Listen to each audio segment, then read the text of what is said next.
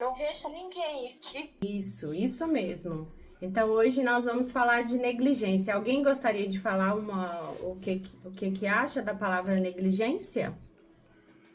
Alguém mais? Não?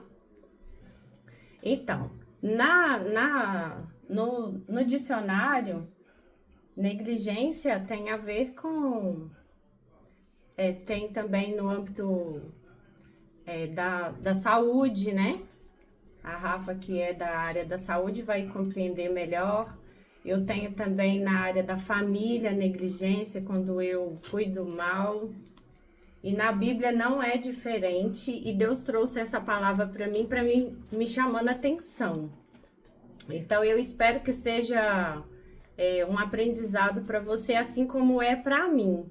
E tem sido para mim estudar sobre isso. Na Bíblia, primeiramente eu queria que todos abrissem a Bíblia em Mateus 23 e deixa aberto porque a nossa mensagem hoje vai estar em cima dessa passagem, Mateus 23. Eu já vou falar já o versículo. E se você tiver um lápis, uma caneta, marque aí na sua Bíblia quais são as palavras que Deus trouxe para mim, que faz parte da pregação de hoje. Na Bíblia a gente tem aí o sacerdote Eli, em 1 Samuel 2:22, que diz que Elia ouvia tudo que os seus filhos faziam, mas ele não chamava atenção desses filhos.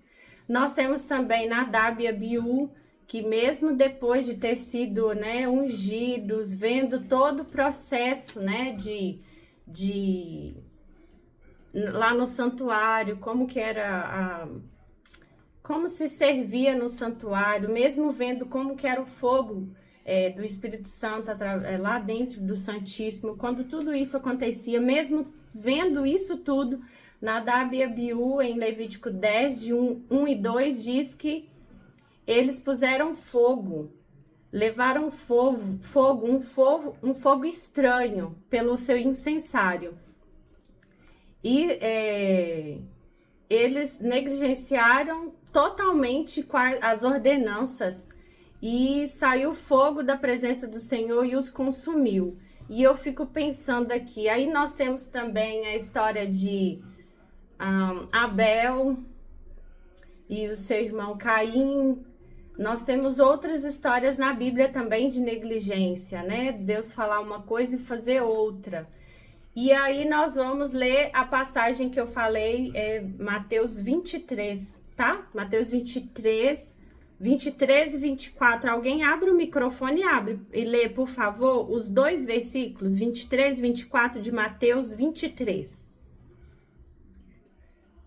O que Jesus falou? Alguém pode ler para mim, por favor? Ai de vós, escribas e fariseus hipócritas, pois que dissimais a hortelã, o endro e o cominho, e desprezai o mais importante da lei, o juízo, a misericórdia e a fé. Deveis, porém, fazer essas coisas e não omitir aquelas. Condutores certos. Somente. Obrigada, Rafa. Então, olha só, as três palavras que Deus trouxe para mim. Quando Jesus chamou a atenção dos escribas e fariseus, eles davam dízimo até das ervas. E aí falou aí de ervas importantes que a gente usa hoje, né? Cominho, por exemplo, hortelã. E lá naquela época eles faziam, assim, questão de pequenas coisas, mas omitiam coisas importantes que aí hoje nós vamos falar sobre elas. E aí nós temos aqui, ai de vocês, mestres da lei e fariseus, hipócritas. Hipocrisia, né? A gente escuta essa palavra hoje. Pois vocês dão o dízimo do hortelã, o endro e o cominho, mas negligenciam os preceitos mais importantes da lei, que é a justiça, a misericórdia e a fidelidade. Vocês devem praticar essas coisas sem negligenciar aquelas. E olha só esse chamado para nós. A Bíblia, em sua totalidade, é a sua suprema regra de fé e prática para os cristãos. Ela oferece os mais elevados sistema ético, ensinando que pecado não é somente cometer atos pecaminosos, mas uma transgressão da lei que manifestada primeiramente em um coração impuro, seguida extremamente de atos. E aí eu tenho aí 1 João 3,4, que sobre o pecado, e eu tenho Mateus 15,19, onde fala que do coração nascem os maus pensamentos. E a gente tem negligenciado isso hoje, e é por isso que hoje nós estamos falando sobre isso. Deus me trouxe essa mensagem e eu achei muito interessante quando ele chamou a atenção. Para casa para vocês, se vocês puderem, leem Mateus 23 todo, porque vai falar exatamente dessa mensagem, do que Jesus chamou a atenção desses escribas e fariseus. E quem eram eles? Escribas e fariseus eram separatistas. Eles naquela época, na época de Jesus, havia aproximadamente 12 messias. Então, eles criaram vários testes para saber quem era o Jesus certo. E aí, Jesus estava na frente dele e falou: vocês são hipócritas, dão dízimo da hortelã, da oferta, e negligenciam as coisas mais importantes, que é a justiça, a misericórdia e a fidelidade. E hoje nós vamos falar sobre isso. E nós temos passagens na Bíblia que diz sobre fidelidade. Em Deuteronômio 32:4 diz: ele é a rocha, as suas obras são perfeitas e todos os seus caminhos são justos. É Deus fiel, que não comete erro, justo e reto ele é. Olha aí a fidelidade de Deus, que não falha nunca. Deus não é homem que minta, nem filho de homem para que se arrependa. Caso ele fale e deixe de agir, acaso promete e deixe de cumprir? Números 23:19. Se Deus prometeu, ele é fiel para cumprir. E aí nós temos também 2 Tessalonicenses 3:3, que fala da proteção fiel de Deus. Mas o Senhor é fiel e ele nos fortalecerá e nos guardará do maligno. Então eles estavam omitindo a fidelidade de Deus, a misericórdia e a justiça. Olha aqui passagens que falam da justiça.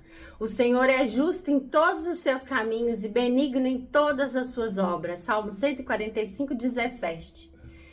Nós temos Salmo 89:14. A justiça e o juízo são a base do teu trono. A misericórdia e a verdade te precedem. Oh, glória! Porque o Senhor é justo, ele ama a justiça, os retos verão seu rosto. Salmo 11:7. E nós temos também passagens da misericórdia. Portanto, sabei que o Senhor vosso Deus, ele é o Deus fiel, que guarda a aliança e a misericórdia por 1000 gerações, com aqueles que amam e guardam seus mandamentos. Deuteronômio 7:9. Em 2 Samuel 22:26 diz: com misericordioso tu te mostrarás misericordioso. E nós temos Salmos 25:10. Todos os caminhos do Senhor são misericórdia, ou bênção, e verdade para aqueles que guardam o seu conserto e seu testemunho. Que bênção! E nós temos Salmos 86:15. Mas tu és o Senhor, és um Deus cheio de compaixão e gracioso, longânimo e abundante em misericórdia e verdade.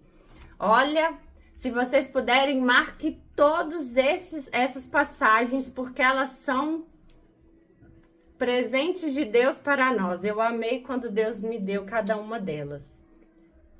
E nós temos aí, novamente, Mateus 23:24. Nós negligenciamos a justiça, a misericórdia e a fidelidade. Até hoje, Deus tem a misericórdia de cada um de nós. Deus, ele é justo. E aí nós temos aqui a palavra justiça, aparece 558 vezes na Bíblia. Então podemos ver que é um assunto extremamente importante. 243 vezes é a palavra fidelidade. E olha que está no Novo Testamento, sem contar com os derivados e variações da mesma palavra. 150 vezes a palavra misericórdia tem um sabor gostoso. E é gostoso quando a gente fala dela, né? É o nosso Jesus. Quase a metade delas está no livro de Salmos. Achei essa curiosidade muito interessante. Se nós temos essas vezes, essa repetição de vezes da palavra justiça, misericórdia, fidelidade, significa que a gente tem que prestar atenção, não é, irmãos? Eu falo que para mim foi muito interessante quando Deus me trouxe isso. E hoje não é diferente. Nós estamos negligenciando por várias vezes. E aí eu trouxe aqui 7 itens. O que a gente tem negligenciado hoje? A Alessandra até falou, a Xanda até falou sobre isso.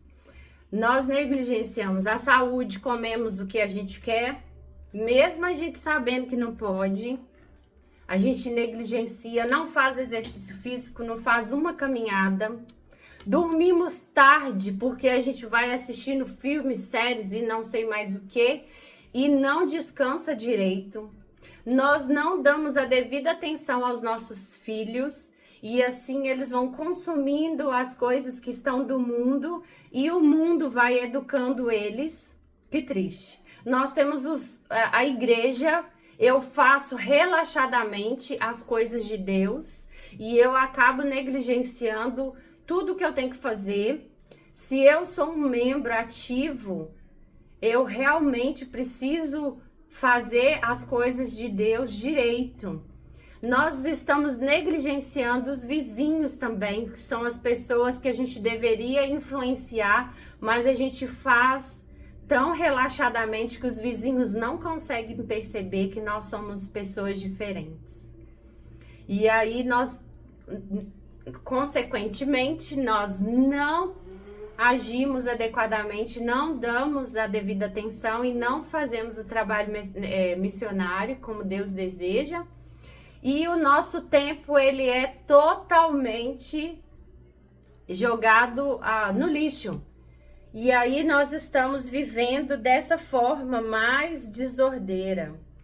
Nós temos aqui a história de Marta e Maria, que nos ensina sobre a importância das prioridades certas e corretas da vida. Estar na presença de Deus, buscando conhecer a sua palavra, evitando as distrações mundanas, numa vida equilibrada de amor e fé é fundamental. Você pode conferir a história em Lucas 10, 38 a 42. E aí nós temos a Maria que escolheu o melhor, né? E eu e você estamos escolhendo o melhor? Passar tempo lendo a Bíblia,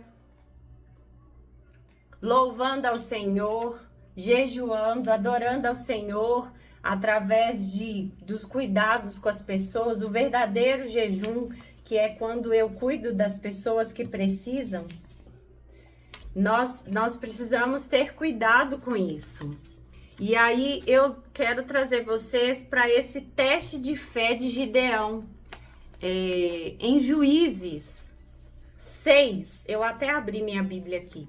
Em Juízes 6 é uma história incrível. Os israelitas, né, estavam passando por várias situações e Deus queria libertar esse povo e Deus chamou Gideão. A gente pode ver lá em 6:22. O anjo do Senhor aparece a Gideão. Ah, Senhor Jeová, que eu vi o anjo do Senhor face a face. E Jesus disse, né, o nosso Senhor, paz seja contigo, não morrerás. E ali acontece um diálogo. E Deus, então Gideão fala, quero saber se vais libertar Israel por meu intermédio, como prometestes. Vê, porém, uma porção de lã na eira. Se o orvalho molhar apenas a lã e todo o chão estiver seco, saberei que tu libertarás Israel por meu intermédio, como prometestes. Assim aconteceu, Gideão levantou-se bem cedo e no dia seguinte torceu a lã e encheu uma tigela de água do orvalho. Deus quer nos usar. E não ficou contente Gideão com o teste e fez mais um com Deus. Então disse Gideão outra vez a Deus, não se acenda a tua ira contra mim, Senhor. Deixa-me fazer só mais esse pedido. Permite-me fazer mais um teste com a lã. Desta vez faz ficar seca a lã e que haja orvalho sobre a terra. Assim fez Deus naquela noite. Somente a lã ficou seca, mas o chão ficou coberto de orvalho. Eu vejo esse teste de fé aqui de Gideão como eu e você que fazemos testes com Deus também. E Deus usou Gideão poderosamente. E se você seguir com a leitura para o capítulo 7 de Juízes, você vê que Deus novamente faz um teste. E chegou mais de 10 mil homens. E aí Deus fez mais um teste. No 7:5 diz, qualquer que lamber as águas com a sua língua, como lambe um cão, ou seja, humilde, esse porá à parte, como também a todo aquele que se abaixar de joelhos a beber. E esse foi o número, 300 homens. Com 300 homens, eles venceram os midianitas. E quem sou eu e você aqui nessa história? Não é diferente do nosso Gideão. Deus também está querendo nos usar, mas a gente não tem permitido isso acontecer. Que Deus tenha misericórdia, porque a gente tem negligenciado esse chamado do Senhor.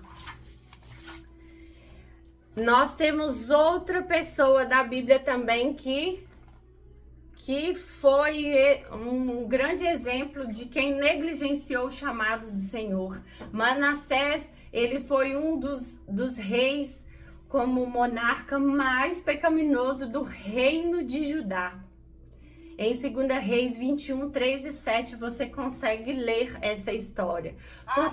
Por ter reintroduzido a idolatria, permitida a reconstrução... Você tá me jogando, eu posso te dar? Oiê! Ô, Gustavo, ele quer que você dá ele aqui. Oiê! Poderia fechar o áudio, por favor, Rafa? Ok. E ali... nós temos Manassés que reconstruiu os altares, trouxe a idolatria novamente, a mesma que seu pai havia feito. Que triste. Os escribas e fariseus também criticavam Jesus, julgando-o liberal demais. Em um banquete na casa de Mateus, questionaram por que Jesus se sentava e comia com pecadores e cobradores de impostos, Mateus 9, de 9 a 13. E nós temos uma outra história de Eliseu, 2 Reis 4, 38 a 41. Chegou Eliseu, e ali nós temos a história onde o servo pega umas ervas e faz uma sopa com essas ervas. Que tipo de ervas são essas que nós estamos relacionando? Porque as ervas que esse rapaz trouxe eram ervas de morte, eram ervas venenosas. E ali ele jogou farinha e novamente a sopa podia ser comida. Tem ensinamentos que nos parecem ser boas, agradam o nosso coração, nos deixam felizes, estimulados. Porém, temos que ter cuidado. Se não formos edificados por Deus na sã doutrina, acabamos comendo ervas amargas e a comunhão com o mundo e as ervas da morte. Temos uma natureza relaxada e conformada com o sistema de vida do mundo. E só conseguiremos vencer se dermos crédito e vivermos na sã doutrina e nos fortalecermos em Deus. Aquele que leva a preciosa semente, andando e chorando, voltará sem dúvida com alegria. Salmo 126:6.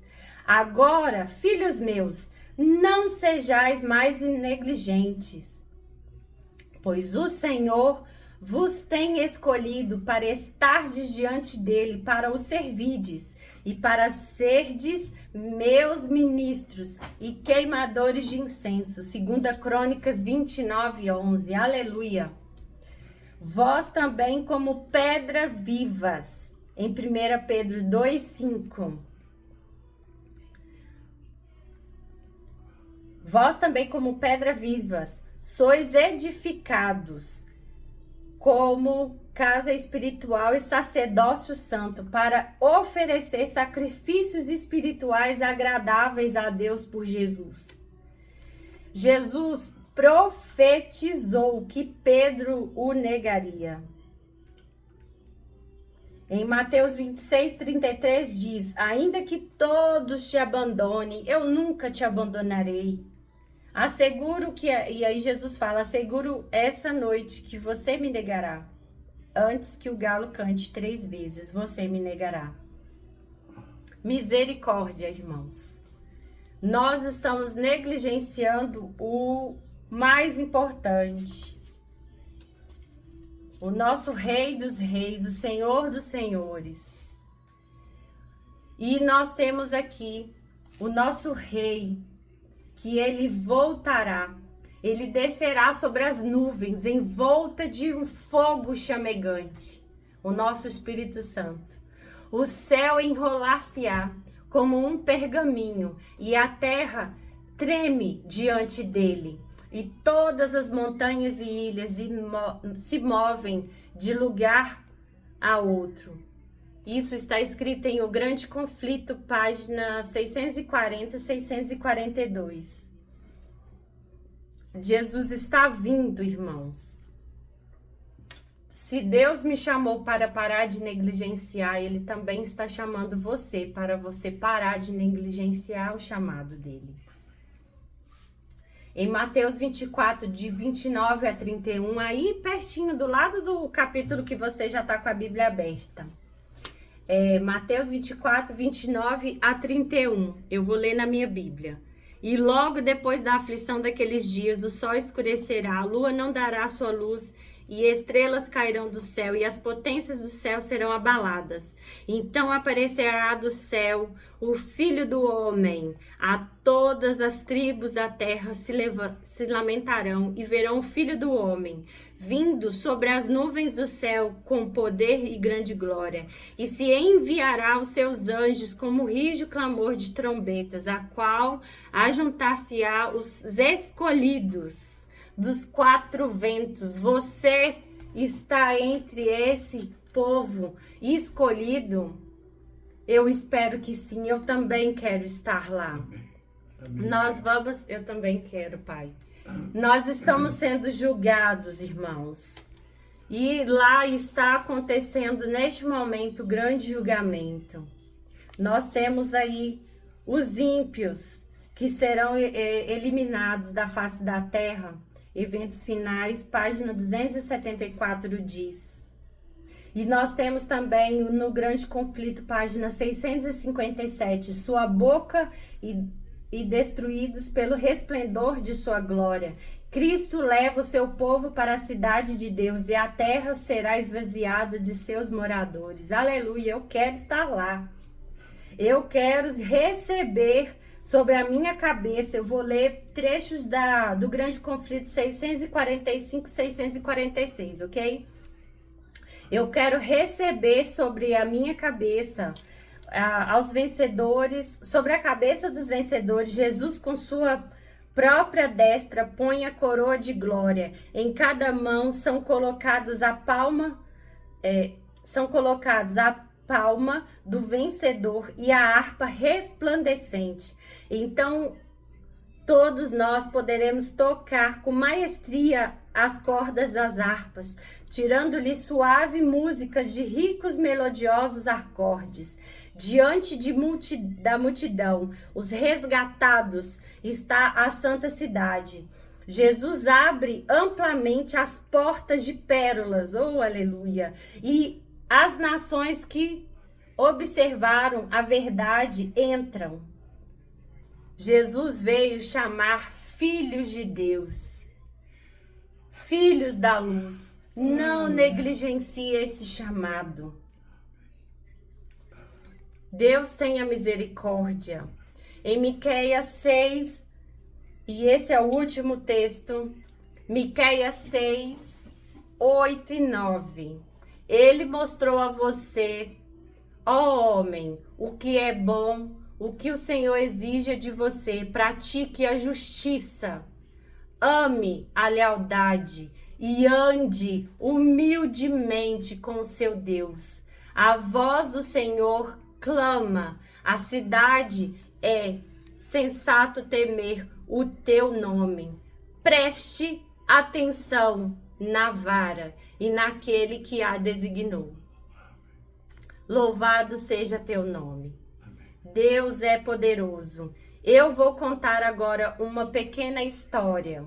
A história do prego. Um pequeno feirante, ele tinha viajado até uma cidade e ele terminou o seu trabalho, colocou a caixa de ferramentas, as coisinhas e o restinho de verduras que sobrou na parte traseira do cavalo e montou no seu cavalo. O moço percebeu e falou assim: olha, tá faltando um prego.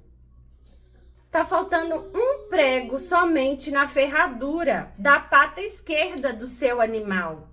Você poderia esperar que eu vou providenciar? Ele: não, eu estou com muita pressa, o caminho é curto, vou eu. Quando ele chegou no outro povoado, ele foi se alimentar e dar alimento para o cavalo. E aí o moço percebeu: olha, não vá, tá faltando a ferradura inteira da pata esquerda do seu cavalo. Ele: não, vai dar certo, eu vou chegar, logo vou chegar. Não se preocupe, falta pouco para me chegar na minha casa. Com certeza o cavalo vai aguentar. E quando estava chegando, o cavalo estava já manquejando, estava tendo dificuldade de andar, de cavalgar. E depois ele começou a mancar. E depois ele caiu e quebrou essa pata. Ô dó, né, pai? E aí, infelizmente, ele teve que pegar o restinho de coisas que sobrou, as ferramentas, tudo que ele precisava para o trabalho, colocou nas costas dele e ficou pensando: deixei o meu cavalo para trás. E ele ficou triste, mas ele continuou. E ele pensou: era somente um prego. Era somente um prego. Qual é o prego que você tem deixado para trás? Isso me emociona, porque eu deixo vários pregos para trás. E você? Não permita, não negligencie o que Deus tem falado para você. Eu tenho certeza que Deus já chamou você para você fazer algo e você está deixando para lá. Não podemos ser essas pessoas que fazem isso. Deus tenha misericórdia de nós. Olha, eu antigamente distribuía folheto e tinha parado de distribuir. Deus falou: eu quero que você volte a entregar folhetos. E assim hoje eu entrego novamente. Deus me trouxe uma pessoa que eu entreguei um folheto e eu não sabia que ela estava triste, mas ela foi e me chamou. Ela chama Rosenilda. Ela foi e me chamou e falou assim: essa igreja está aberta? Eu falei: não, não está aberta. Ela: nossa, eu preciso de uma oração. Eu tô assim: não, então vamos orar comigo agora. E eu orei com ela na rua. Uma semana depois, ela foi comigo na igreja. E foi um folheto. Se eu tivesse parado de fazer e deixado para lá, essa amiga não iria vir para a igreja. E você, meu amado, você tem deixado o que para trás? Eu vou cantar uma música agora. E ela fala de chamado. Eu vou virar a tela do meu celular para ver melhor. Preste atenção, tá? Na letra. Você buscou caminhos, seguiu suas razões, vestiu a... Perdão. Aqui, Gael, ó. Você buscou caminhos, seguiu suas razões, encheu a própria vida de encantos e paixões, vestiu a velha roupa, saiu, nem disse nada, apenas um recado. Estou em minha estrada. Peraí, pai. Agora minha estrada em lama se tornou. Os dias já são anos, você sequer notou. As roupas já são trapos e o medo lhe alcançou. Mas deixa eu te dizer que Deus jamais falhou. Por isso vem, a porta nunca esteve tão aberta. A bênção sempre vem na hora certa. É hora de entregar a Ele sua decisão. Por isso vem, os pensamentos dele são mais altos.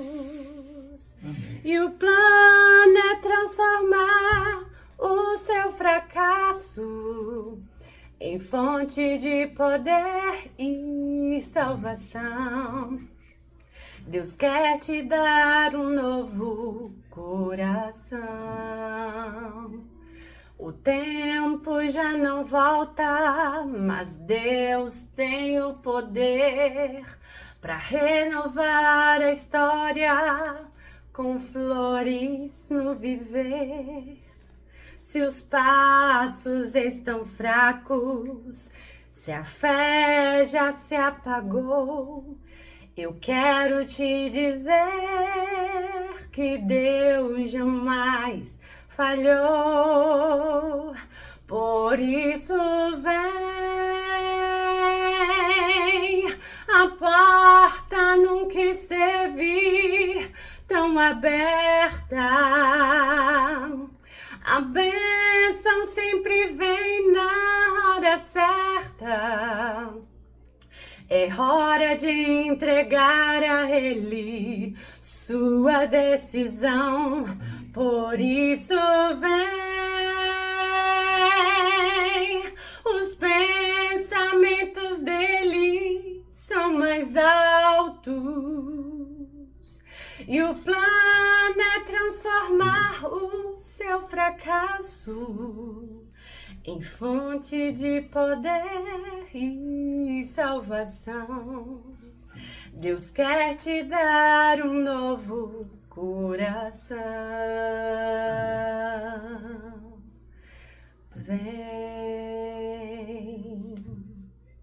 Aleluia, aleluia. Louvado seja teu nome. Amém. Se você também quer aceitar o chamado, coloque sua mão, se coloque de pé, se posicione perante o nosso Deus, a face do nosso Deus. Vamos agora orar. Deus poderoso, tu és tremendo, tu és forte, maravilhoso. Tu és a nossa justiça e tu és a nossa fidelidade. Senhor, aprendemos hoje em Mateus 23, 24, que não devemos negligenciar o juízo, a justiça, a misericórdia e a sua fidelidade, a fé em Ti.